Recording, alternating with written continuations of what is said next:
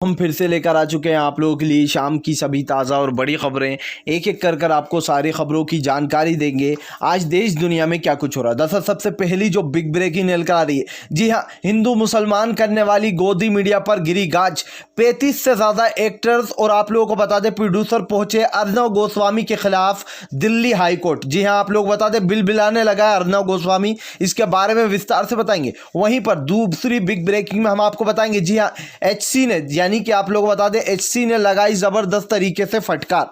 जी हां, high court ने अब उस हिंदू मुसलमान करने वाले सीएम योगी पर जबरदस्त तरीके से फटकार लगाते हुए कहा, अगर यह बेटी किसी अधिकारी की होती तो क्या रातों रात इसका अंतिम संस्कार कर दिया जाता। इसके बारे में आपको विस्तार से बताएंगे। वहीं पर तीसरी बिग ब्रेकिंग में हम आपको बताएंगे, जी हां, अब किसानों वाला मामला पहुंच गया हाई कोर्ट। मोदी की बोलती बंद, हाई कोर्ट ने लगाई केंद्र सरकार को जमकर फटकार। जी हां, आप लोगों को बता दें दरअसल जो कृषि कानून लाया गया है किसानों की कमर तोड़ने को लिया है, अब उसके लिए जबरदस्त तरीके से जो है सुप्रीम कोर्ट ने फटकार लगाई है केंद्र को, और अगले 6 हफ्तों में इसकी सुनवाई शुरू होने वाली है। इसके बारे में आपको विस्तार से बताएंगे। वहीं पर अगली बिग ब्रेकिंग में हम आपको बताएंगे, असदुद्दीन ओवैसी ने बोला मोदी पर अपना हमला, कहा अब हज को भी नहीं छोड़ा। जी हां, आप लोग बता दें अब एक और नया कानून आ गया, अब हज पे देना होगा इनकम टैक्स। इसके बारे में आपको विस्तार से बताएंगे क्या कुछ बोला है असदुद्दीन ओवैसी ने। वहीं पर अगली बिग ब्रेकिंग में हम आपको बताएंगे, जी हां, दरअसल आप लोग बता दें मोदी के खिलाफ हुआ पूरा देश, कहा 2024 से ही पहले ही उखाड़ कर फेंक देना चाहते हैं मोदी सरकार को। जी हां, दरअसल आप लोग बताएं जिस तरीके से हाथरस वाला कांड हुआ है उसमें बीजेपी के नेता खुद ही जो है ऊट सपूट बयान देकर फंस रहे हैं। जी हां, और कुछ लोग तो बोलने से भी डर रहा है। इसके बारे में आपको विस्तार से बताएंगे। वहीं पर अगली बिग ब्रेकिंग में हम आपको बताएंगे, जी हां, दरअसल आप लोगों को बता दें अब ममता बनर्जी ने चल दी मोदी के खिलाफ ही चाल। जी हां, दरअसल बीजेपी के लोग ऐसा माहौल बना रहे थे कोलकाता में, यानी कि पश्चिम बंगाल में, कि जो हिंदू भाई लोग हैं वो ममता बनर्जी के खिलाफ हो जाएं, और ममता बनर्जी जो है पांडाल की इजाज़त नहीं देंगी, दुर्गा पूजा नहीं होगी तो लोग हिंदू उनके खिलाफ हो जाएंगे। अब ऐसे ममता बनर्जी ने फेंक दिया है पासा। क्या कुछ बोला इसके बारे में आपको विस्तार से बताएंगे। वहीं पर अगली बिग ब्रेकिंग में हम आपको बताएंगे, जी हां, दरअसल आप लोग बता दें अब हज पे जाने पर देना होगा आपको जुर्माना। जी हां, अब मुसलमानों के खिलाफ एक और काला कानून ले आई है मोदी सरकार, कैसे देश में जो है यहाँ पर बिगाड़ना है चीज़ों को। ये तो कोई बीजेपी से सीखे भाई, बीजेपी को काफ़ी अच्छे से आता है ये सब कुछ करना। वहीं पर अगली बिग ब्रेकिंग में हम आपको बताएंगे पूरी चाटू मीडिया पर नालत।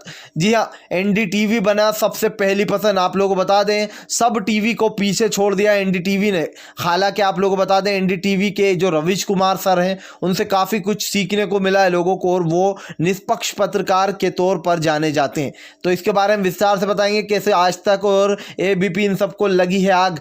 वहीं पर अगली बिग ब्रेकिंग में हम आपको बताएंगे, जी हाँ, दरअसल आप लोग बता दें शिवराज के घुटनों पर आने पर बुरी तरीके से भड़के कमलनाथ, कहा जनता के लिए अगर अच्छा काम किया होता तो घुटनों पर नहीं, लोगों के जो है यहाँ पर हाथों पर बैठे होते। जी हाँ, ऐसे काम ही क्यों करती है बीजेपी जो घुटनों पर आना पड़ता है। जनता को कितना ही मस्का पानी लगा ले नहीं देगी वोट। इसके बारे में आपको विस्तार से बताएंगे। वहीं पर अगली बिग ब्रेकिंग में हम आपको बताएंगे मुख्तार नकवी पर भड़के लोग, कहा भज पर भी देना पड़ रहा है जुर्माना। जी हाँ, टैक्स, इनकम टैक्स। किस तरीके के मुख्तार नकवी हैं भाई, बीजेपी वाले लोग जितने भी हैं हाथ जोड़कर वोट मांगते हैं, उसके बाद सडनली ये लोग बदल जाते हैं। वहीं पर अगली बिग ब्रेकिंग में हम आपको बताएंगे, दरअसल आप लोग बता दें बुरी तरीके से जो है मोदी सरकार पर भड़कते हुए नजर आए राहुल गांधी, कहा आज उन सभी मोदी भक्तों को बहुत बहुत जो है शुक्रिया, क्योंकि अब देश की महंगाई, आर्थिक स्थिति पूरी तरीके से डामाडोल हो चुकी है। अब सभी जानते हैं कि हिंदू त्यौहार आ रहा है, ऐसे में जब लोग शॉपिंग करने निकलेंगे घरों से पैसे लेकर, तो उनके पास पैसे, जितने पैसे लेकर निकलेंगे उसमें शॉपिंग तो होगी नहीं। तो जितने भी मोदी भक्तों ने बीजेपी का साथ दिया था वो सब अब भुगतो मोदी ने देश को कहाँ लाकर खड़ा कर दिया। इसके बारे में भी आपको विस्तार से बताएंगे। खैर चलिए बढ़ते हैं सबसे पहली और बड़ी खबर की ओर। दरअसल आप लोग बताएं सबसे पहली जो बिग ब्रेकिंग निकल आ रही है, जी हाँ, 34 स्टार पहुंच गए हैं अब दिल्ली हाई कोर्ट। दरअसल जिस तरीके से आप लोग बता दें गोदी मीडिया ने फिल्म इंडस्ट्री को बदनाम करने की कोशिश की है, सलमान शाहरुख को, जिस तरीके से सलमान शाहरुख आमिर को टारगेट किया है सिर्फ धर्म के आधार पर, अब इस चीज़ को लेकर दिल्ली हाई कोर्ट पहुँच गए हैं 34 के 34 स्टार। आप लोग बता दें इसमें कई बड़े बड़े फिल्म प्रोड्यूसर भी शामिल है। जी हाँ, जैसे कि red chillies, Karan Johar production और रोहित शेट्टी प्रोडक्शन, कबीर खान प्रोडक्शन, करण जौहर के साथ साथ आप लोग बता दें आमिर खान, सलमान खान।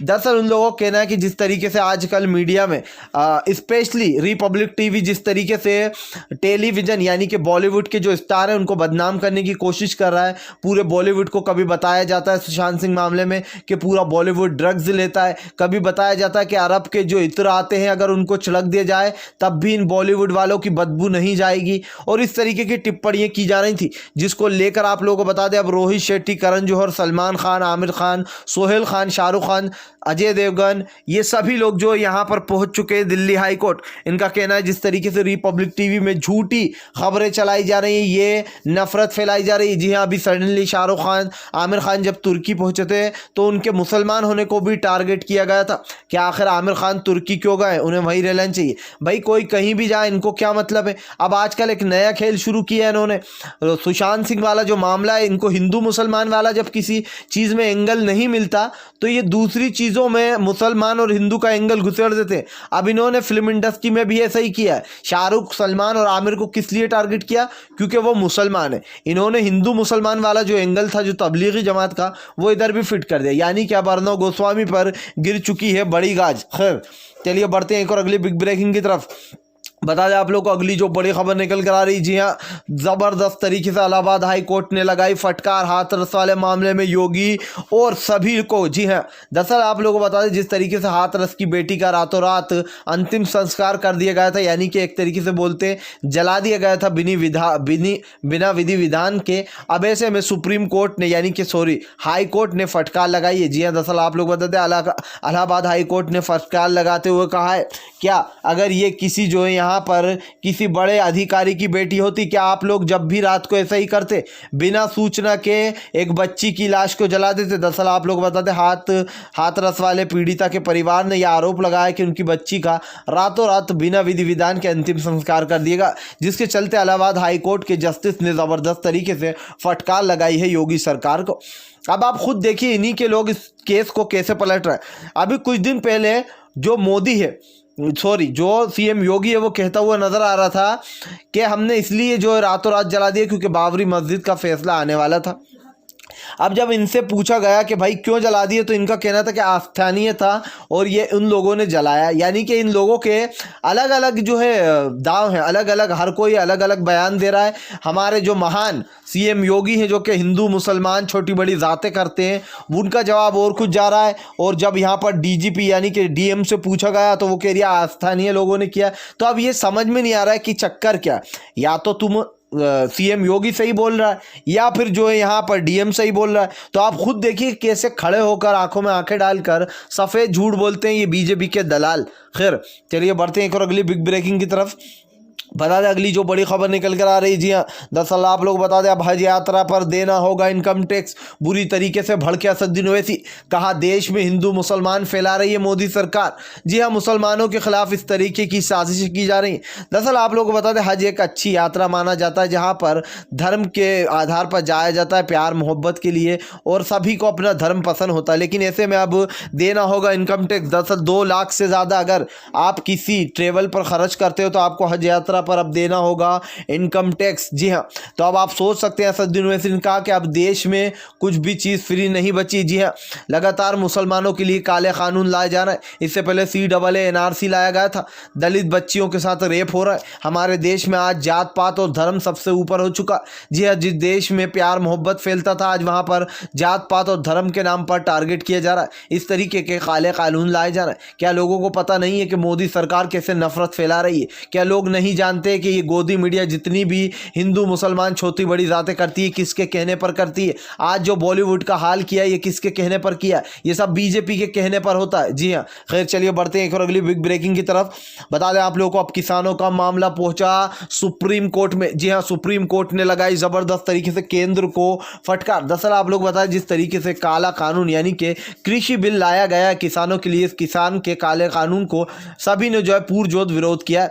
ऐसे में केजरीवाल ने भी इसका विरोध किया था, राहुल गांधी ने भी विरोध किया, असदुद्दीन ओवैसी ने भी इसका विरोध किया और अब ये मामला पहुंच चुका है दिल्ली यानी कि सुप्रीम कोर्ट में। जी हाँ, दरअसल आप लोग बता दें, सुप्रीम कोर्ट में ये मामला जाने के बाद एचसी ने, यानी क्या सुप्रीम कोर्ट ने, एससी ने ज़बरदस्त तरीके से फटकार लगाई है केंद्र सरकार को। उन्होंने 6 हफ्ते में इसकी सुनवाई शुरू होगी और जल्द से जल्द केंद्र सरकार से ये जवाब मांगा जो भी किसानों के लिए काला कानून लाया गया। आजकल बीजेपी के लोग एक नई चीज़ सीखें कि वो कुछ भी काला कानून लाते हैं और देश की जनता के ऊपर थोपने लगते हैं। जी हाँ, जैसे कि आप लोगों को एनआरसी तो याद ही होगा। अभी देश का हर एक नागरिक सड़कों पर दिखाई दे रहा था, हर एक नागरिक जो विरोध कर रहा था एनआरसी सीएए का। और अब जिस तरीके से ये लाया गया, इसको साफ साफ देखकर लगता है कि बीजेपी की जो सरकार है वो देश की जनता को जीने नहीं देना चाहती। जी, अपने हाथ से देश के किसान का गला घोट रही है बीजेपी की सरकार। आज देश के किसान के पास पैसा नहीं, आज देश के किसान का जो है वो पूरी तरीके से गरीबी में डूब चुका।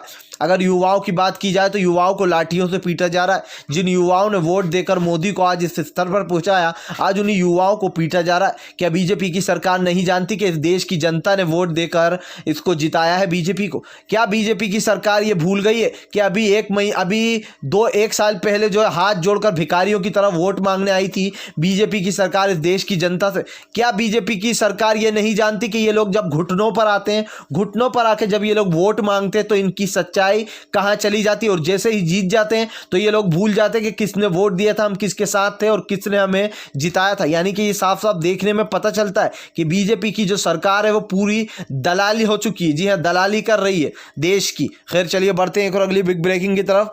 बता दें आप लोगों को अगली जो बड़ी खबर निकल कर आ रही है। जी हाँ, दरअसल आप लोग बता दें, एनडीटीवी नंबर बनाने से बौखला गई गोदी मीडिया।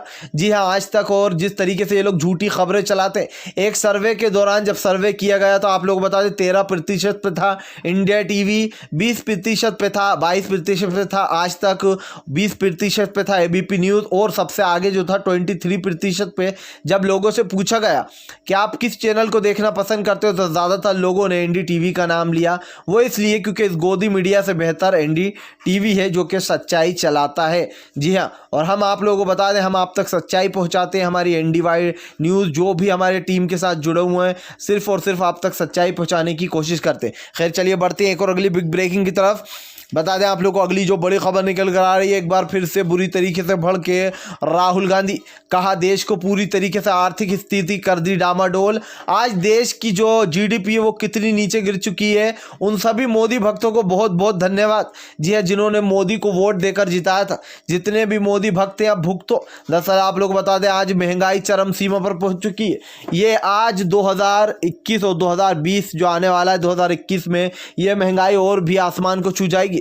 जब आप लोग शॉपिंग करने निकलोगे, अब हिंदू त्यौहार आने वाले हैं जैसे कि उसमें सभी लोग जो शॉपिंगों पर निकलेंगे। जब पैसे लेकर निकलोगे तो आप कुछ खरीद नहीं पाओगे। इतनी महंगाई बढ़ चुकी है कि मोदी की पूरे देश में आलोचना की जा रही है। क्या यही था वो नया भारत जिसको पीएम मोदी तरीके से लोग एक के बाद एक यहाँ पर इस तरीके से लड़ रहे हैं, एक दूसरे को मारा जा रहा है, हिंदू मुसलमान के नाम पर जो है हिंसा फैलाई जा रही है। इसको लेकर लोगों ने बड़ा हमला बोला। उनका कहना मोदी सरकार लगातार जो है देश को पूरी तरीके से बर्बाद करती जा रही है। जी हाँ, आज हमारे देश को टारगेट किया जाता है। आज हमारे देश को चीन जैसे लोग धमकी देते हैं। जी हाँ, और फिर से एक बार चीन ने जिस तरीके से धमकी दी थी, इसको देखकर भी राहुल गांधी ने बड़ा हमला बोला। उनका कहना पीएम मोदी देश को जो यहाँ पर नीचे झुकाते जा रहा है। जी हाँ, चीन जैसे लोगों के सामने हमें घुटने टेकना पड़ रहा है क्योंकि करोड़ों रुपए का कर्जा जो लिया हुआ चीन से, तो पीएम मोदी अपनी आवाज़ कैसे उठाएंगे? भाई यहाँ पर साफ साफ देखने को मिलता है कि किस तरीके से जो मोदी द्वारा ये किया जा रहा है, हमारे देश की नाक कटाई जा रही है। जी हाँ, बड़े बड़े देशों में, आज नेपाल जैसे छोटे देश भी हमारे को आंखें दिखाते, तो आप खुद सोच सकते हैं किस तरीके से यहाँ पर हमारे देश को टारगेट किया जा रहा है और उन्हीं देशों के साथ मिली हुई है मोदी सरकार। खैर आप लोगों को बता दें कि राहुल गांधी ने किसानों को लेकर भी बड़ी बात बोल दी। उनका कहना है आज इस देश का किसान बहुत ही ज़्यादा दुविधा में। जी हाँ, आज देश की बेटियां सेव नहीं है। किसानों के लिए काले कानून लाया जा रहा है। हर तरफ जो है जात पात धर्म हो रहा है। इस देश का नक्शा बदल कर रख दिया।